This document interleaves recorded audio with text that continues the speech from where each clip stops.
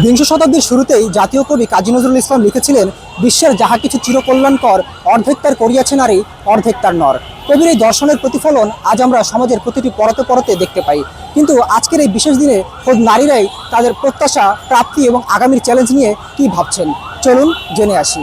আমরা জানি আমাদের জোর কতটুকু আর পুরুষদের জোর কতটুকু। যেখানে সেখানে ধর্ষণ হচ্ছে সেটা অবশ্যই আমাদের হাতে নাই, আমরা অনেক কিছু করেও এটা আটকাতে পারবো না। সেখানে যদি প্রশাসন কিছু একটা ব্যবস্থা নেয়, যেমন আমি নিজেই হ্যারাসমেন্টের শিকার হই। রিক্সাওয়ালা, তারপরে হচ্ছে আরো হাবিজাবি ফকির, ওনারা এসে হ্যারাস করে চলে যায়, আঁচল টান দিয়ে চলে যায়।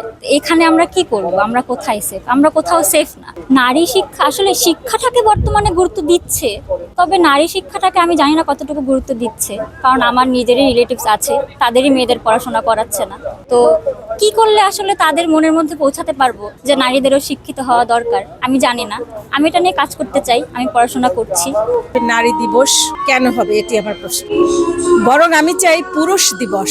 এই পুরুষ দিবস এজন্য চাই যে কিছু কাপুরুষ নামক মানুষকে কিভাবে মানুষ বানানো যায়, সেই দিবসটা আমি চাই। আর নারীর ক্ষমতায়নের কথা যেটি বললেন, আমি নারীর ক্ষমতায়নের ক্ষেত্রে বলবো যে ইসলাম ধর্ম নারীকে যথেষ্ট অধিকার দিয়েছে। সেই অধিকারগুলো যদি সঠিকভাবে প্রতিফলিত হয়, তাহলে আমার মনে হয় নারীর অধিকার, নারীর যে ক্ষমতায়ন সম্পন্ন হবে বলে আমি বিশ্বাস করি। ধর্ষক যেখানে নিজে স্বীকার করছে আমি ধর্ষক, সেখানে কেন তাকে প্রকাশ্যে গুলি করে হত্যা করা হচ্ছে না? কোথায় যেন আমার কাছে মনে হয় আইনের খাঁচা নামক একটা দোলনায় কি তাকে রাখা হচ্ছে।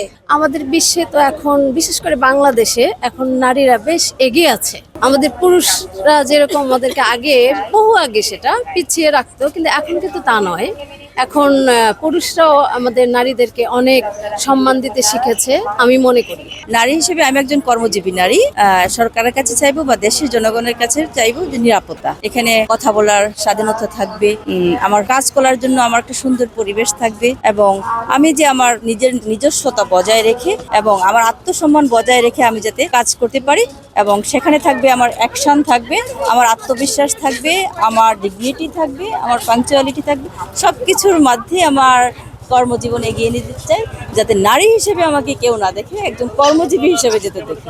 আমি আমার ব্যক্তিগতভাবে নারী বা পুরুষ দিবস আলাদাভাবে বিচার করি না। আমার কাছে মনে হয় যে মানবতার উপরে, মানুষের উপরে কোনো কিছু নেই। তবুও আলাদাভাবে যেহেতু পালিত হচ্ছে, সেহেতু বলতে চাই যে আমাদের দেশের নারীরা এখনো অনেক বছর পিছিয়ে আছে।